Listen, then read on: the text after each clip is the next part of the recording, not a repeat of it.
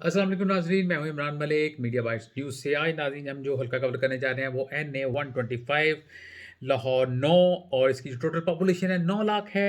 Voters हैं 3,40,000 और यहाँ से 2024 में जो उम्मीदवार आपस में इलेक्शन लड़ रहे हैं उनमें अफजल खोकर पाकिस्तान मुस्लिम नून की तरफ से, शेर इंतखाबी निशान है, चौधरी अब्दुल गफूर पाकिस्तान पीपल्स पार्टी की तरफ से, 3 इंतखाबी निशान है, ज़बीउल्लाह जमात इस्लामी तराजू, खुर्रमशिदार TLP तहरीक लब्बैक रेन और राना जावेद उमर को हमायत हासिल है PTI की लैपटॉप के साथ।